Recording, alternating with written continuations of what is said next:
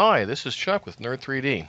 In this tutorial, I'm going to show you how to set up transparency for a native cycle surface in SuperFly.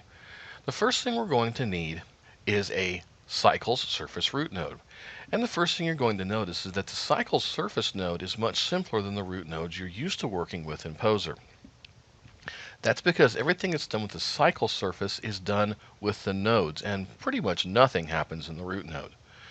Now to set up something like eyelashes, which are probably one of the first things you're going to want to try using a native cycle surface, we're going to need to add a diffuse.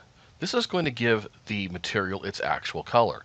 Now in the case of these eyelashes, there is no image map for the color. It's just a solid color, which is a dark brown.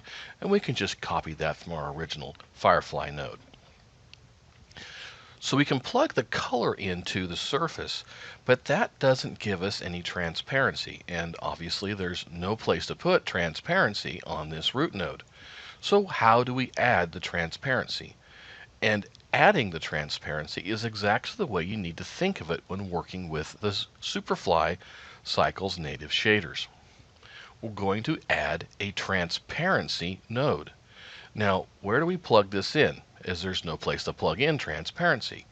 We need to add yet another node, and this is going to be a closure. And we're going to use a mixed closure because we only want part of this surface to be transparent. I'm going to connect the transparency to the first input and the diffuse to the second input of our mixed closure. This is where the image map finally comes into play. Now you may be tempted to plug the image map in for your transparency over here. That's not the right place. It needs to be connected to the mix node as the factor. If you wanted to create something that looked like, say, Jello, you would put a color in the BSDF transparency.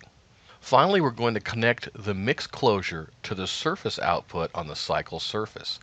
And as you can see by the preview, this is going to give us the look that we want. Now, when I check on SuperFly root on the node, you'll notice that the eyelashes turn white. And that's expected because the Firefly preview engine does not preview a native cycle surface. This is a feature we may add sometime in the future.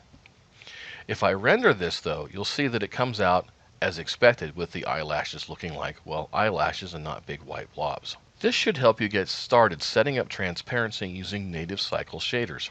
Thanks for watching and have fun using Poser.